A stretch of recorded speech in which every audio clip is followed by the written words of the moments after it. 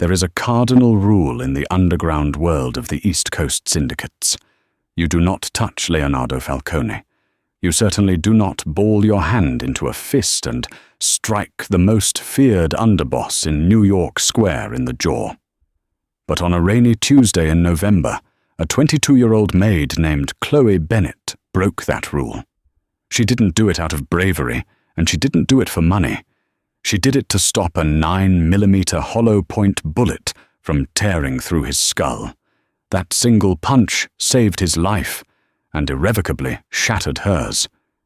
This is the story of the blow that altered the hierarchy of a criminal empire.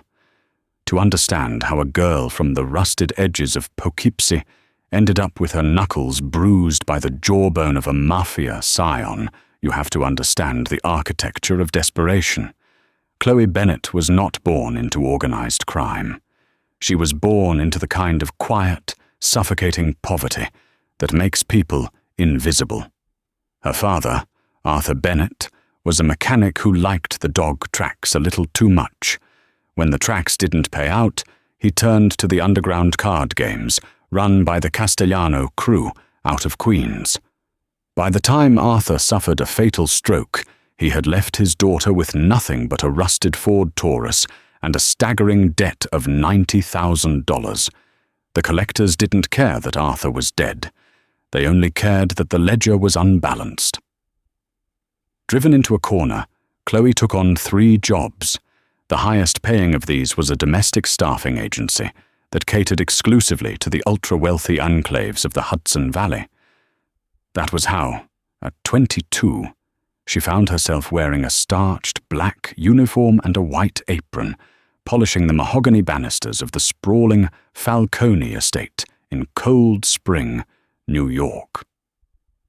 The Falcone compound was a fortress disguised as a Gilded Age mansion.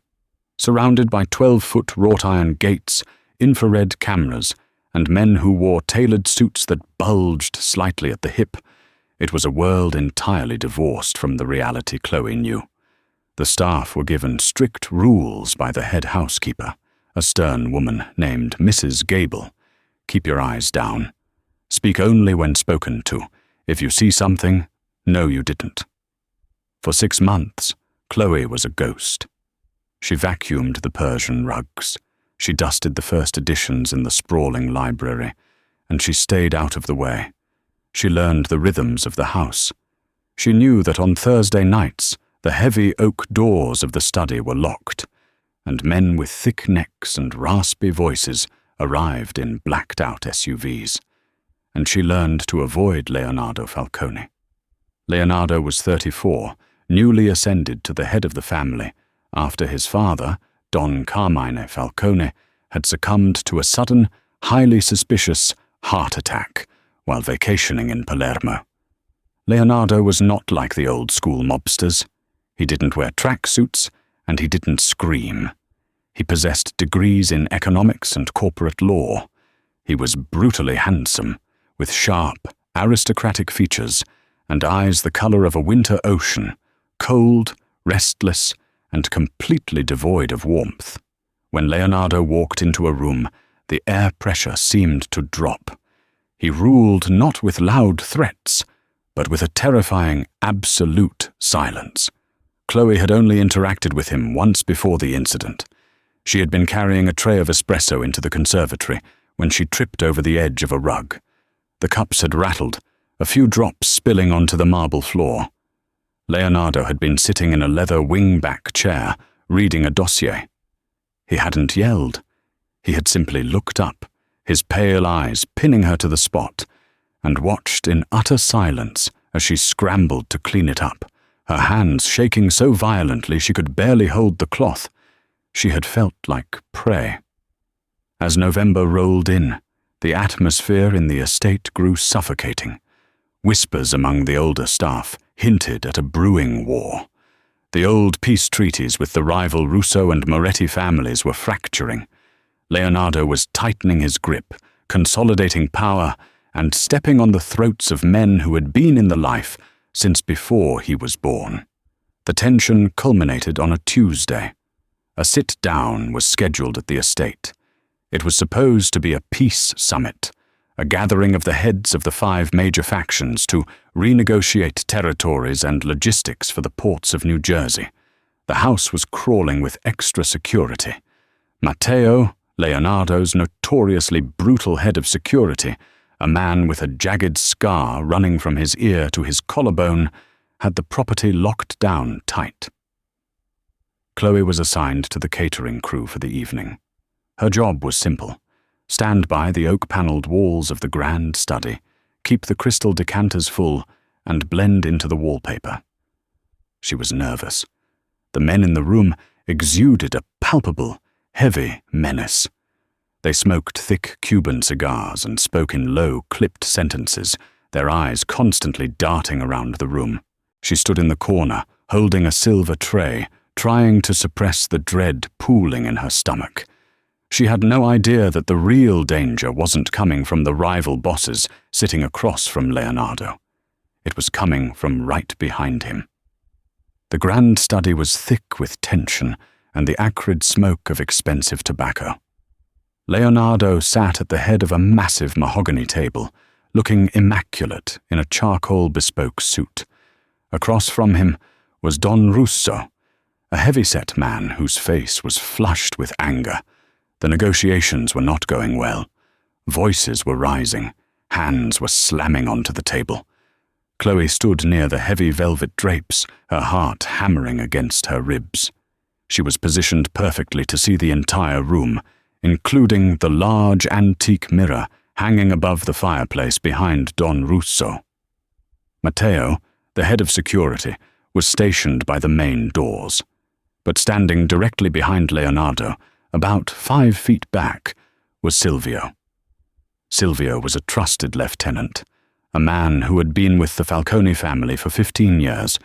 He was considered untouchable, a fixture of Leonardo's inner circle.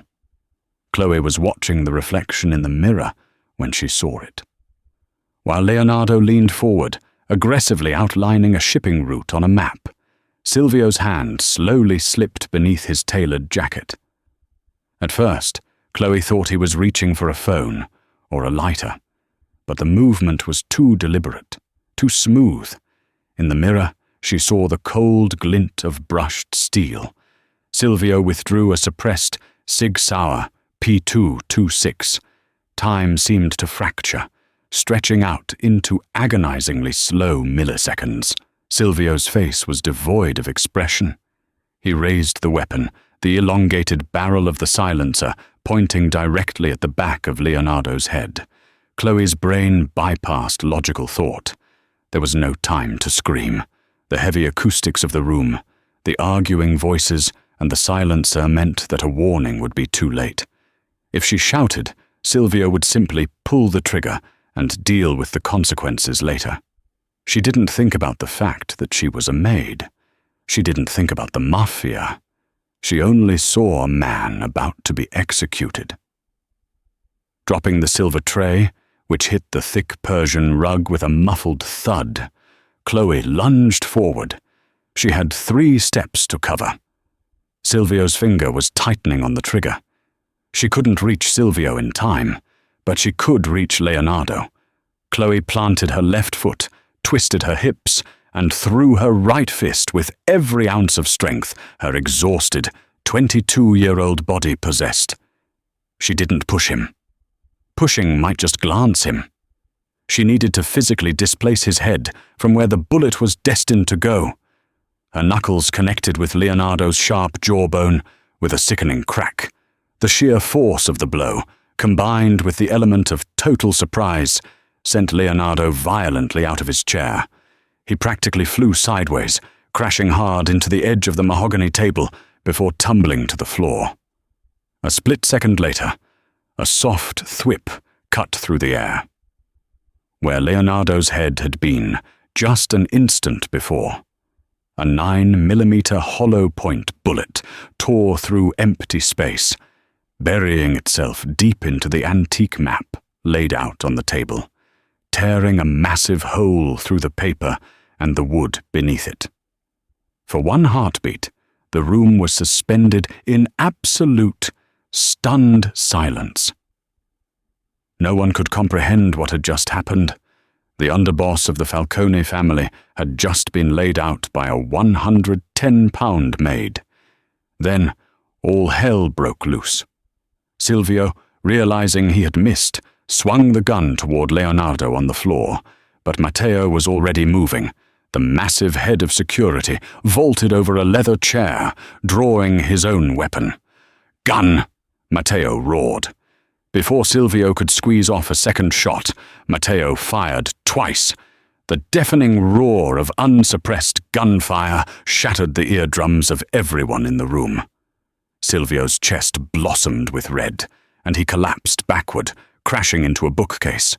Russo and his men were drawing their weapons, screaming, thinking it was a setup by the Falcones. Matteo's men were pointing guns at Russo's men. Chloe stood frozen over Leonardo, her right hand throbbing in excruciating pain, her breathing shallow and panicked. She looked down. Leonardo was pushing himself up onto his elbows. A trickle of blood was escaping the corner of his mouth, where her ring had caught his lip. His eyes, usually so cold and composed, were wide with shock. He looked from the bullet hole in the table to Silvio's bleeding body on the floor, and finally up to Chloe. Before Leonardo could speak, a massive hand grabbed Chloe by the back of her uniform collar. It was Matteo. "You little bitch!" Matteo snarled, his face twisted in rage. He hadn't seen Silvio draw first. All he had seen was a maid physically assault his boss right before a gunfight erupted. In Matteo's mind, she was a distraction, an accomplice to the hit. Matteo slammed Chloe face first into the hardwood floor, driving his knee into the small of her back. The air was forced from her lungs in a sharp gasp. Cold metal snapped around her wrists. Zip ties pulled so tight they instantly bit into her skin. "Wait," Leonardo rasped, getting to his feet, wiping the blood from his mouth. He looked at the shattered table, connecting the trajectory. "I've got her, boss," Matteo said, hauling Chloe up by her bound arms, ignoring her cries of pain. "We need to get you to the safe room. Russo's crew is locking down." "Take her downstairs," Leonardo ordered, his voice returning to its dangerous, icy monotone. He stared at Chloe, his expression unreadable. "Put her in the cellar. Do not touch her until I get there." "Boss, she's with Silvio," I said. Leonardo's voice dropped an octave, freezing the chaotic room. "Do not touch her. I will deal with her myself." The cellar of the Falcone estate was not used for storing wine.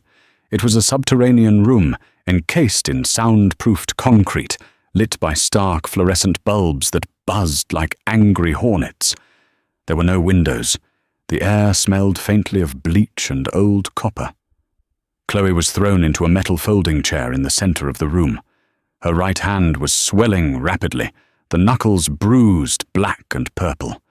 She was shivering violently, the adrenaline crashing out of her system, leaving her cold and nauseous. She was going to die. That was the only logical conclusion. You don't assault a Mafia boss and live. You don't witness a hit and walk away. She sat there in the buzzing silence for what felt like hours. Her mind raced with thoughts of her father's debt, of her tiny, empty apartment, of how no one would even know to look for her when she disappeared. Finally, the heavy steel door groaned open. Leonardo Falcone walked in. He had discarded his suit jacket. His white dress shirt was unbuttoned at the collar, and his sleeves were rolled up, revealing forearms corded with muscle and faded ink. The right side of his jaw was visibly swollen, a dark bruise forming along the bone. He didn't look angry. He looked analytical. He pulled up another metal chair, turning it backward, and sat directly in front of her. He rested his chin on his hands, staring at her with those terrifying, pale eyes. For a long minute, neither of them spoke. The silence was agonizing. "My jaw is likely fractured," Leonardo finally said. His voice was calm, almost conversational. Do you have any idea how hard it is to fracture a jaw? Chloe swallowed hard, her throat dry. I didn't mean to. You have a mean right cross, Miss Bennet, he interrupted smoothly.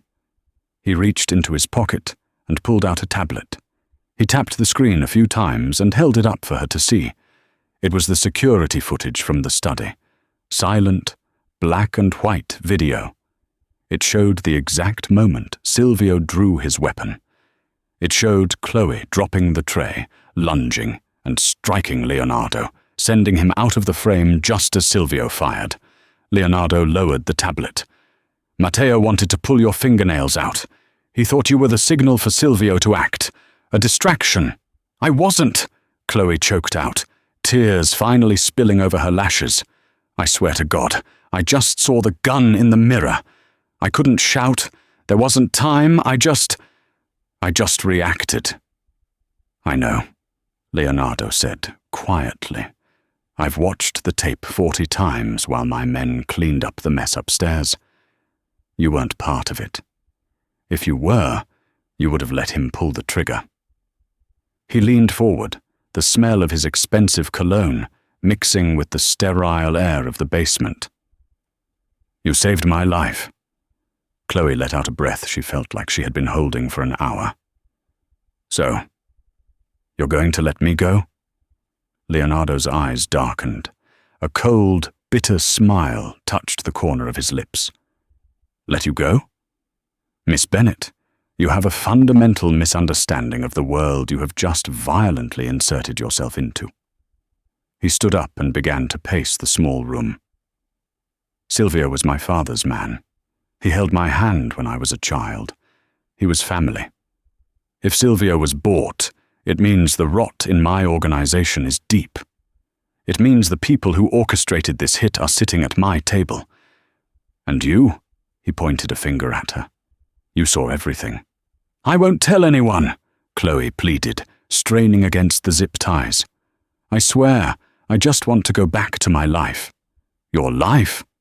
Leonardo stopped pacing. He reached into his pocket and pulled out a folded piece of paper. You mean this life? He unfolded it and held it in front of her face. Chloe's blood ran cold. It was a ledger page. Her father's name, Arthur Bennet, was scrawled at the top, along with the horrifying $90,000 figure. My associates handle the books for the Castellano crew in Queens, Leonardo said smoothly. I made a few phone calls while you were down here. You are drowning, Miss Bennet.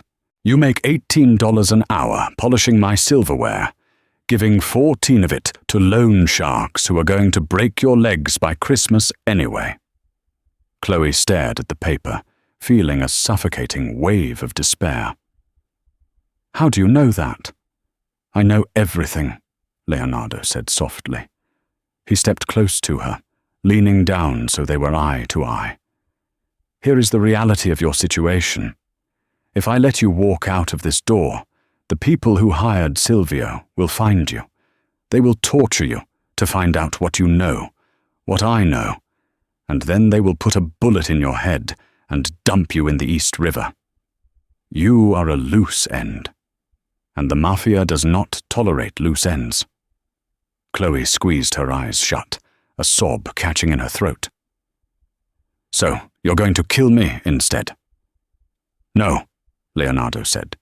He reached down and, with a swift, precise motion, used a pocket knife to slice the zip ties binding her wrists. Chloe rubbed her raw skin, looking up at him in confusion. You saved my life, Leonardo repeated.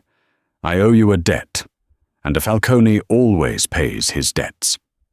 He walked over to the table and picked up the ledger page, flicking a silver Zippo lighter.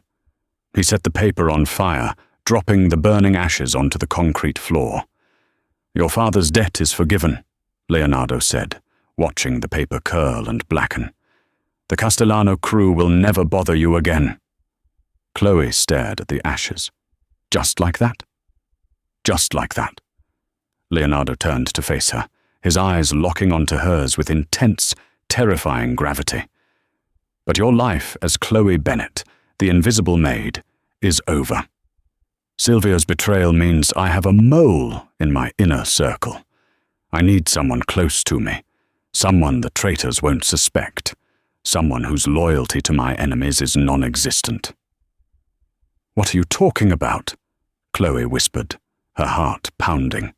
"I need eyes and ears that no one takes seriously," Leonardo said, walking back toward her.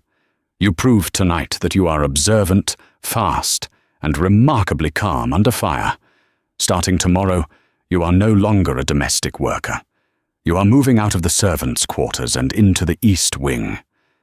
"Doing what?" Leonardo's jaw tightened. "You are going to be my new personal assistant. You will be by my side at all times. You will go where I go, hear what I hear, and watch the men in my circle. You will find out who paid Silvio to put a bullet in my head." "I can't do that!" Chloe stood up, her legs shaking. "I'm not a spy. I don't know anything about your world. They'll kill me." "If you stay out of my sight, they will definitely kill you," Leonardo corrected her coldly. "By my side is the safest place on earth for you right now. I am offering you protection, wealth, and a clean slate. In exchange, you give me your absolute loyalty." He stepped into her personal space, his towering frame forcing her to look up. "You hit me, Chloe," he murmured, his voice dropping to a dangerous whisper. "No one has ever struck me and lived to draw another breath. You crossed a line tonight, and there is no going back across it. You belong to the game now. You belong to me." He held out his hand. It wasn't an invitation. It was a command. Chloe looked at his outstretched hand, then at the bruised jaw she had given him. She had a choice to make. Walk out the door and be hunted by nameless ghosts, or take the hand of the devil she knew. Trembling, she raised her bruised, aching right hand and placed it in his. The transition from the servants' quarters to the east wing of the Falcone estate was akin to stepping onto a different planet. Chloe's new room was a sprawling suite bathed in morning sunlight, featuring a king-sized bed, a marble ensuite bathroom, and a walk-in closet larger than her entire childhood apartment in Poughkeepsie. But as she sat on the edge of the silk duvet, staring at her heavily bandaged right hand, she knew exactly what this was: a gilded cage. She had not slept. Every time she closed her eyes, she heard the deafening roar of Matteo's gun and saw Silvio's lifeless body crashing into the bookcases. At precisely 8 o'clock, the heavy oak door swung open without a knock. Leonardo walked in, followed closely by a woman carrying a garment bag and an assortment of boxes. The dark bruise on Leonardo's jaw had bloomed into a violent shade of violet, a stark contrast to his pale, sharp features. He was dressed in a tailored navy suit, looking every inch the ruthless corporate warlord he was. "Good morning, Miss Bennet," Leonardo said, his voice a smooth, flat baritone that betrayed no emotion. He gestured to the woman. "This is Camilla. She is going to equip you for your new role. Your uniform is gone. If you are going to stand by my side, you need to look like you belong there." Chloe stood up, clutching her uninjured hand to her chest. "Look like I belong? As what? Everyone in this house knows I was dusting the library yesterday." "The staff knows," Leonardo corrected, stepping closer. "And the staff are paid extremely well to forget what they know. The men sitting at my table, however, barely noticed you existed. To them, you were wallpaper.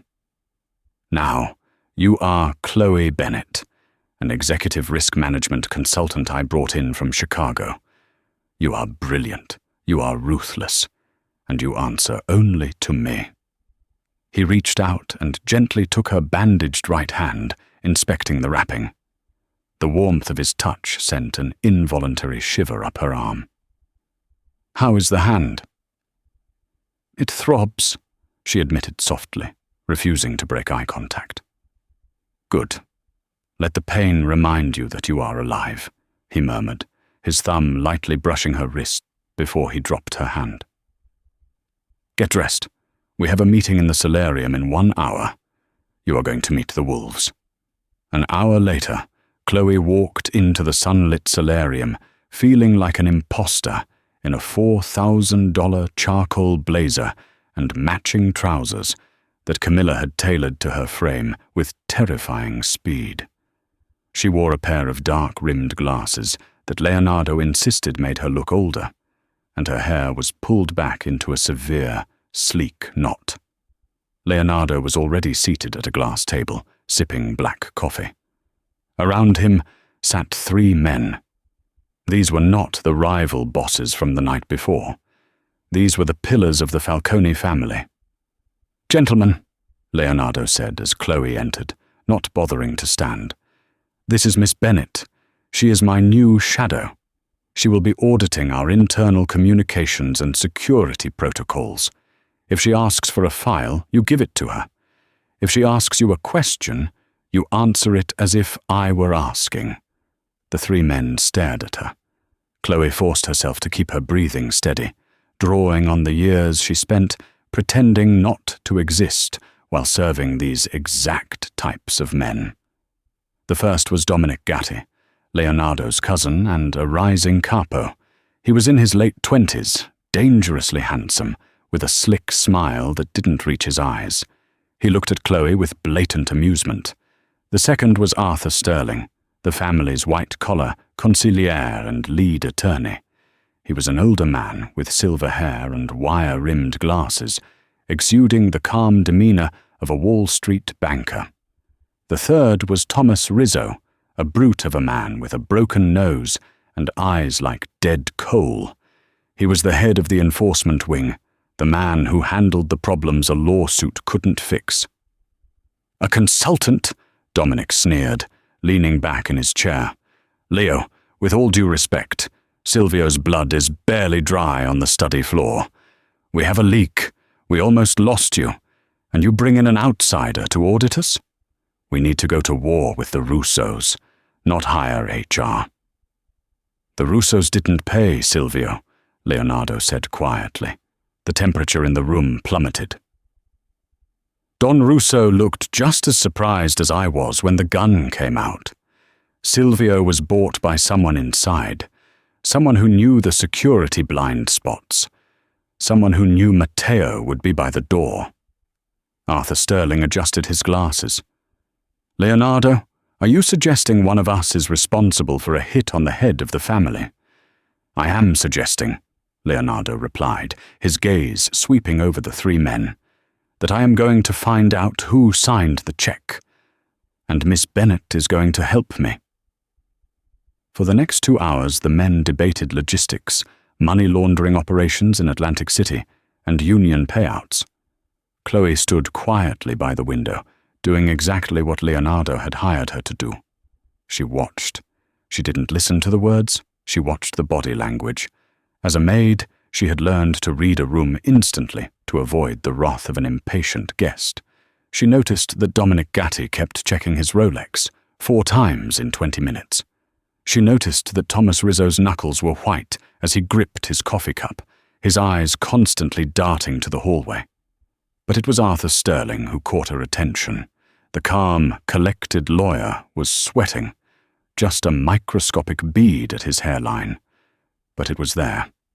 And every time Leonardo mentioned the port authorities in New Jersey, the exact territory Silvio had been managing, Arthur's left foot tapped rhythmically against the leg of the glass table.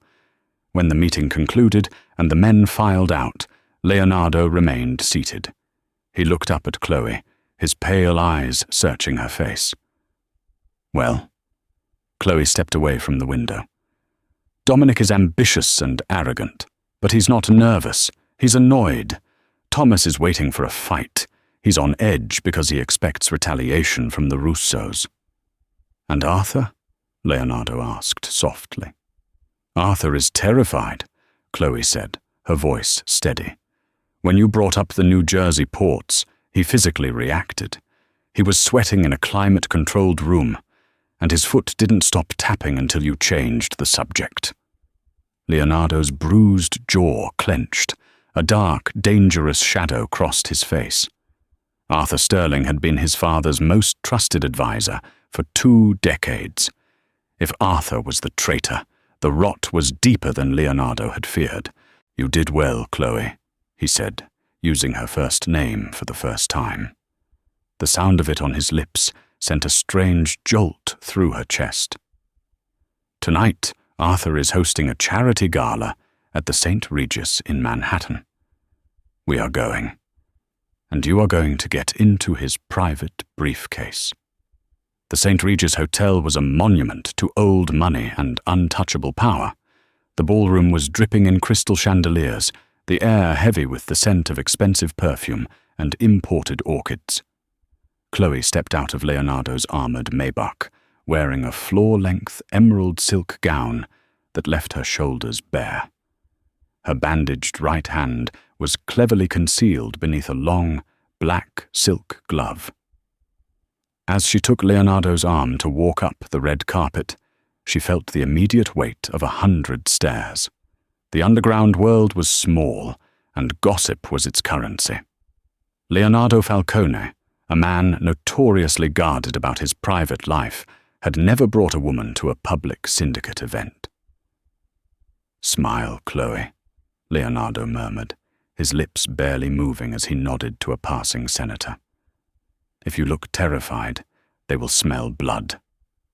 "I am terrified," she whispered back through a fixed, radiant smile. "You're asking me to steal from a Mafia lawyer in a room full of killers." "I am asking you to do what you do best," he replied, his hand tightening reassuringly on her waist.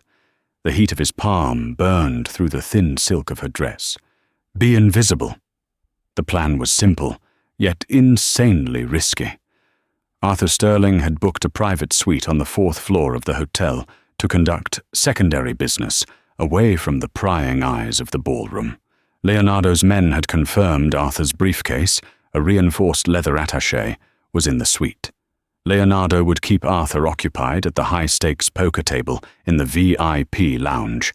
Chloe had 20 minutes to slip away, access the room, and use a specialized flash drive Matteo had given her to rip the contents of Arthur's encrypted hard drive. At 10:30 p.m., Leonardo gave her a subtle nod across the rim of his Scotch glass. Chloe excused herself, blending perfectly into the crowd of socialites and wives moving toward the powder rooms. Once out of sight, she slipped her heels off, carrying them in her left hand, and bypassed the elevators, taking the service stairs. Her heart hammered a frantic rhythm against her ribs. She was a maid from Poughkeepsie. She had no business playing corporate espionage. She reached the 4th floor.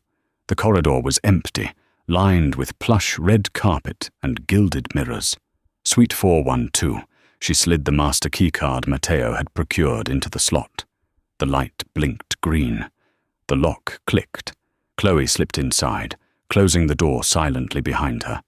The suite was dark, illuminated only by the neon glow of the Manhattan skyline filtering through the sheer curtains. She spotted it immediately, the heavy leather briefcase resting on the mahogany desk. She moved quickly, setting her shoes down and snapping open the latches. Inside was a sleek black laptop. She booted it up, praying the intelligence Matteo had gathered was accurate. It was. The laptop was powered on, secured only by a basic biometric lock that Matteo's flash drive was programmed to bypass. She inserted the drive.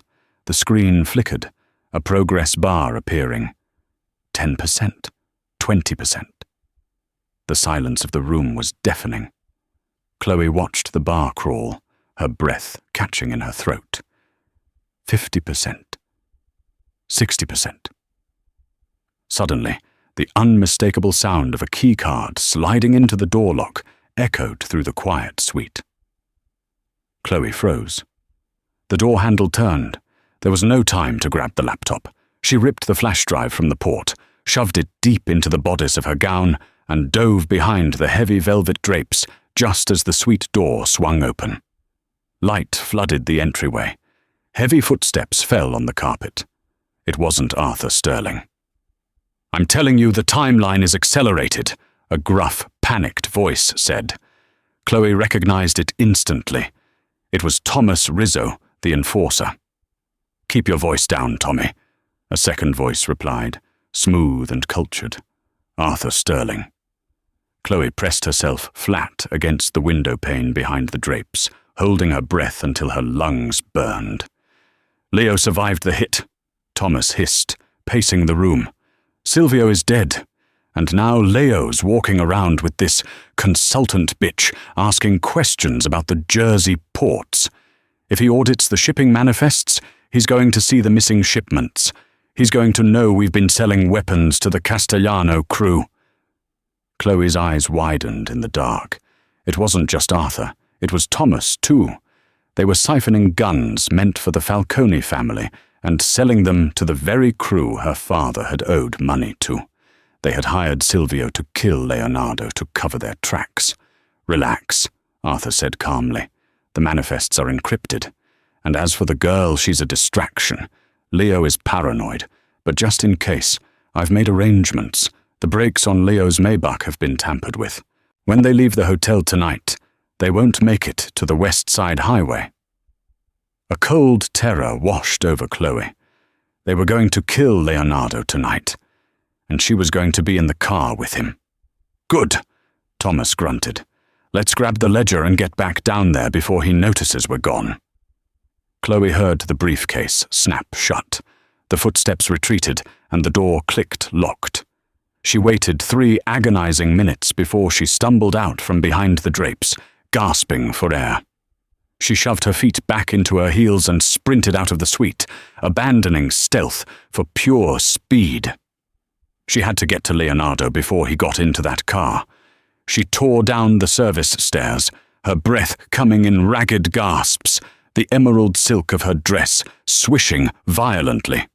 She burst into the ground floor lobby, her eyes scanning the sea of tuxedos and gowns. She spotted him. Leonardo was standing near the grand exit, slipping on his overcoat, flanked by Matteo. He was leaving. "Leonardo!" Chloe shouted, her voice cutting through the elegant murmur of the lobby. Heads turned. Leonardo stopped, turning to look at her. His eyes narrowed as he saw her disheveled hair and the absolute panic on her face. Before she could reach him, a massive hand clamped down on her bare shoulder. She cried out in pain as she was violently yanked backward into an alcove near the coat check. It was Thomas Rizzo. His dead coal eyes were burning with rage. He had seen her running from the stairs. "Where's the fire, sweetheart?" Thomas snarled, his grip bruising her collarbone. He pressed a hard, metallic object against her ribs beneath the silk of her dress. A gun. "You look like you've been somewhere you shouldn't have been." Chloe's heart stopped. She looked past Thomas's shoulder, trying to catch Leonardo's eye, but the crowd was shifting. "I don't know what you're talking about," she choked out. "I think you do," Thomas whispered, his sour breath on her cheek. "Let's go take a walk out the back door." He shoved her forward, the barrel of the gun digging into her side. Chloe's mind raced. She couldn't let him take her out back. If she disappeared, Leonardo would get into that car. She remembered the fractured jaw. She remembered what she had done to Silvio. As Thomas pushed her past a heavy brass stanchion, Chloe suddenly went limp, dropping all her body weight. The sudden shift caught Thomas off guard. His grip slipped for a fraction of a second. It was all she needed. Chloe spun, bringing her stiletto heel down with agonizing force directly onto Thomas's instep. He grunted, his grip loosening entirely. Chloe didn't hesitate. She threw her elbow backward, connecting solidly with his nose. Blood sprayed. "Bitch!" Thomas roared, raising his gun right in the middle of the crowded lobby. Screams erupted. Socialites scattered like frightened birds. But Thomas never got to fire. A blur of motion tore through the panicked crowd. Leonardo Falcone moved with a terrifying, predatory speed. He didn't draw a weapon. He didn't shout. He simply grabbed Thomas's gun hand, twisted the wrist until a loud snap echoed over the screaming, and drove his knee directly into Thomas's sternum. Thomas collapsed, gasping for air, the gun clattering across the marble floor. Matteo was there a second later, planting his heavy boot on Thomas's neck. Leonardo didn't look at the bleeding capo on the floor. He turned entirely to Chloe. His chest was heaving, his pale eyes blazing with a fury she had never seen before. He closed the distance between them, his hands grasping her shoulders, pulling her against his chest. "Are you hurt?" His voice was a ragged whisper, completely devoid of its usual icy control. Chloe shook her head, her hands clutching the lapels of his coat, trembling violently. "The car!" she gasped out, pressing her forehead against his chest, inhaling the scent of his cologne and gunpowder. "Don't get in the car, Leo." Arthur tampered with the brakes. "They're selling weapons to the Castellano crew. It's Arthur and Thomas." Leonardo went perfectly still. He looked down at her, processing the information, processing the fact that she had just risked her life to run straight into a gun to warn him. He slowly lifted his hand, his thumb gently wiping away a tear that had escaped down her cheek. The coldness in his eyes melted into something infinitely more dangerous. Absolute, possessive devotion. "Matteo," Leonardo said softly, his eyes never leaving Chloe's face. "Boss?" Matteo replied, his boot still on Thomas's throat. "Lock down the hotel. Nobody leaves," Leonardo ordered, his voice echoing with the authority of an absolute king. "Find Arthur Sterling and bring him to the basement." He wrapped his arm tightly around Chloe's waist, shielding her from the chaotic lobby. "You did beautifully, Chloe. Now let me handle the wolves." The ride back to the Hudson Valley was conducted in a deafening, heavy silence. They did not take the armored Maybach. Instead, Matteo had summoned a fleet of black Cadillac Escalades, surrounding Leonardo and Chloe in a rolling fortress as they sped up the FDR Drive, leaving the glittering, chaotic skyline of Manhattan behind them. Chloe sat shivering in the back seat, the emerald silk of her gown stained with a few drops of Thomas Rizzo's blood. Leonardo sat beside her, perfectly still, his eyes fixed on the darkness beyond the tinted windows. He had taken off his overcoat and draped it over her shoulders, the lingering warmth and scent of cedar and gunpowder grounding her in the surreal aftermath of the night. When the heavy iron gates of the Cold Spring estate finally parted, the compound was swarming with men carrying tactical rifles. The peace treaties were officially dead. The house was on a war footing. Leonardo guided Chloe out of the SUV, his hand resting securely on the small of her back. "Take her up to the East Wing," he instructed Camilla, who was waiting anxiously by the grand staircase. "Post 2 men at her door. No one enters." "Wait," Chloe said, stopping on the marble steps. She turned to look at him. His face was a mask of beautiful, terrifying stone. The bruise she had given him on Tuesday was now a dark shadow along his jaw. "Where are you going?" "Arthur Sterling was intercepted in the service elevator at the St. Regis," Leonardo said smoothly, though a lethal undercurrent hummed in his chest. "Matteo brought him back here. He is waiting for me downstairs." The cellar. The same soundproofed concrete room where Chloe had sat just days ago, waiting to die.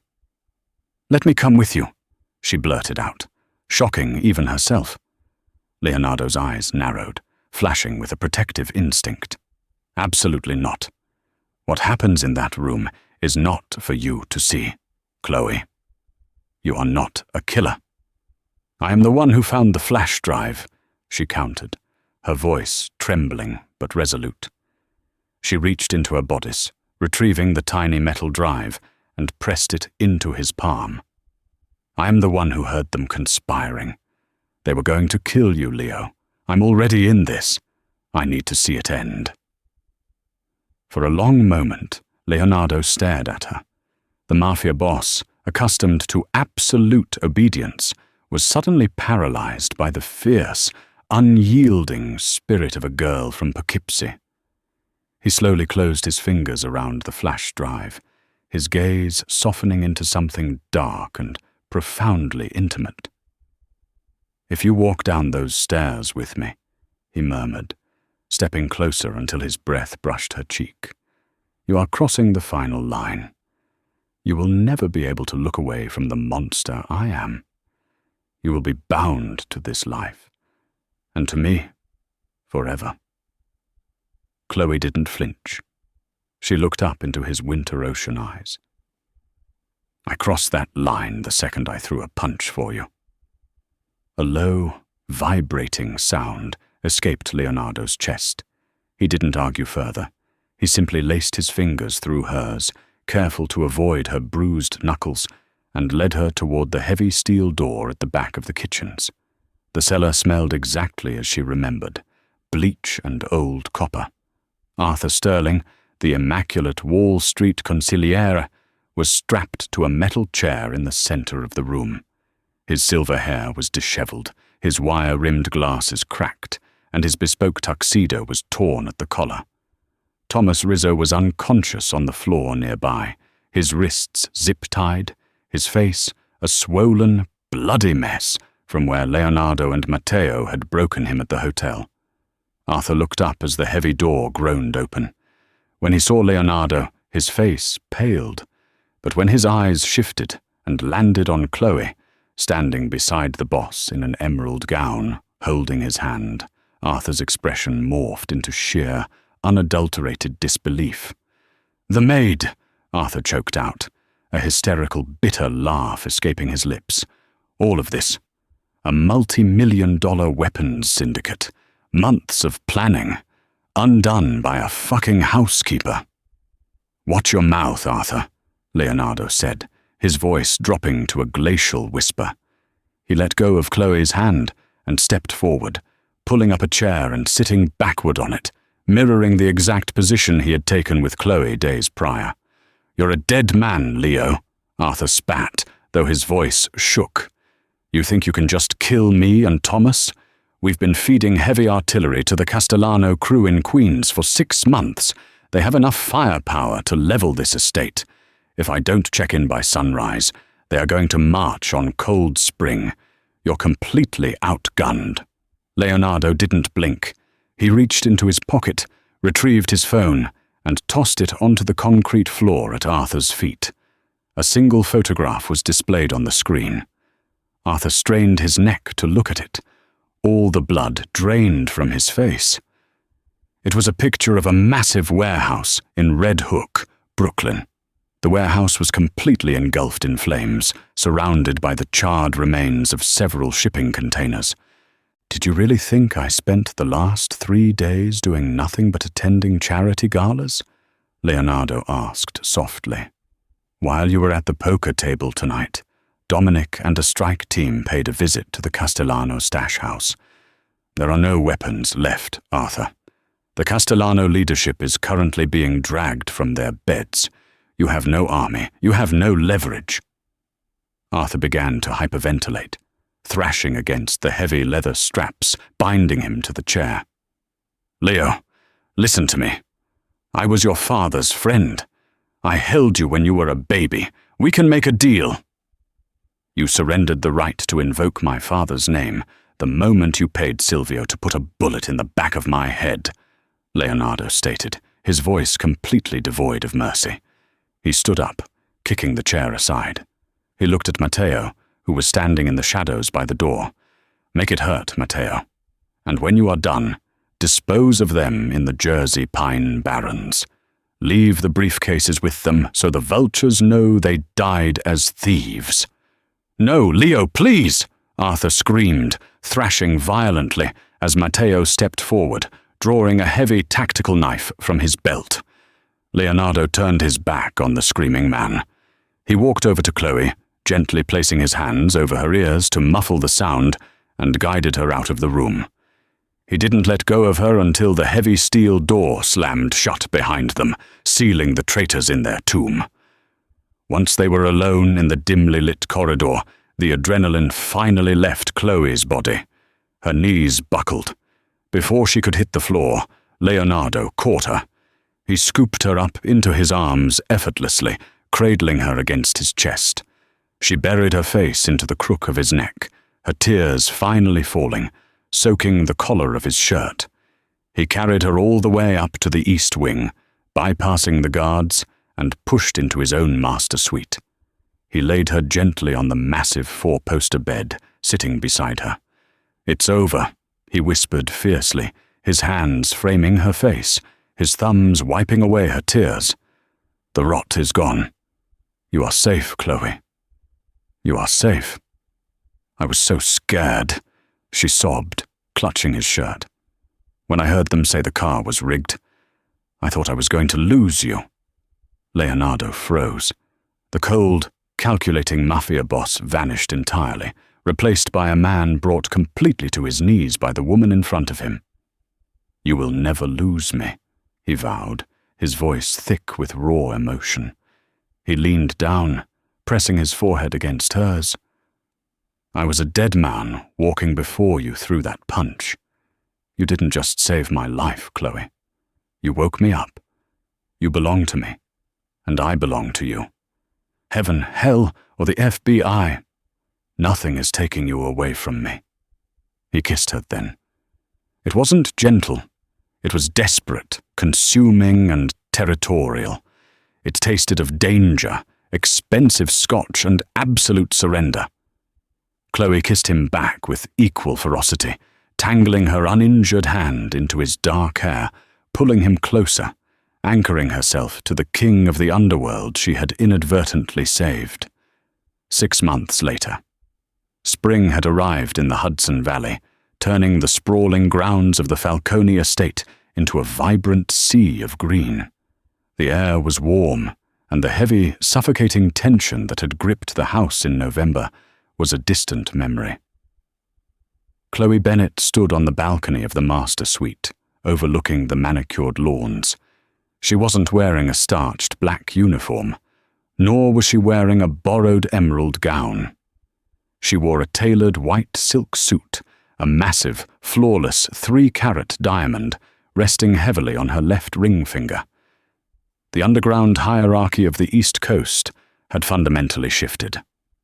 The Castellano crew had been absorbed. The Russo family, terrified by the sheer brutality with which Leonardo had cleansed his own house, had signed a permanent peace treaty. And the Falcone family had a new matriarch. No one in the syndicate dared to call her the Maid. They called her the underboss. Chloe had not stepped away from the business. She had leaned into it. Her brilliant mind, forged in the fires of poverty and survival, proved invaluable to the financial restructuring of the Falcone empire. She sat beside Leonardo at every sit-down. She audited the ledgers, and when men spoke to her, they looked her in the eye with deep, ingrained respect. They knew that behind her polite smile was the woman who had fractured Leonardo Falcone's jaw and lived to marry him. The heavy oak door of the suite opened, and Leonardo walked in. He looked healthier, the dark circles under his pale eyes completely gone. He shed his suit jacket and walked up behind her, wrapping his arms around her waist, pulling her back against his solid chest. "Dominic just sent the final reports from the Jersey ports," Leonardo murmured, pressing a kiss to the curve of her neck. "Profits are up 30%. Your new logistics algorithm is terrifyingly efficient. I told you the old routing system was archaic," Chloe said softly, leaning into his embrace. She lifted her right hand, resting it over his on her stomach. The bruising had long since faded, leaving no trace of the violence that had brought them together. Leonardo chuckled, a deep, rumbling sound that belonged exclusively to her. He gently caught her right hand, lifting it to his lips, and kissed her knuckles. "I still feel it sometimes," he whispered, a smirk playing on his lips. When it rains, my jaw aches right where you hit me." Chloe turned in his arms, wrapping her hands around his neck, a wicked gleam in her eyes. "Good. Let it be a reminder. If you ever try to keep a secret from me again, I know exactly where to aim." Leonardo's smile faded into a look of profound, consuming love. He pulled her flush against him, his eyes dropping to her lips. "I would let you break every bone in my body, Chloe, if it meant you stayed by my side." He kissed her beneath the warm spring sun, the king and his undisputed queen, ruling over an empire built on a single, desperate swing of a fist. The poor maid punched Mafia boss to save his life. What he did, next changed her future, is a thrilling exploration of power, survival, and unexpected devotion. Chloe Bennett's story proves that courage isn't the absence of fear, but the willingness to act in the face of certain death. By throwing a single, desperate punch, she dismantled the rigid, invisible walls of class and crime, transforming herself from a forgotten victim of poverty into the most powerful woman in the East Coast Syndicate. Leonardo Falcone's reaction, choosing to protect rather than punish, highlights the ultimate mafia romance trope. The ruthless monster who falls to his knees for the one woman brave enough to strike him. Ultimately, their journey from a blood-stained cellar to the heights of the criminal elite is a testament to the fact that sometimes the most profound love stories begin with a violent collision of two entirely different worlds.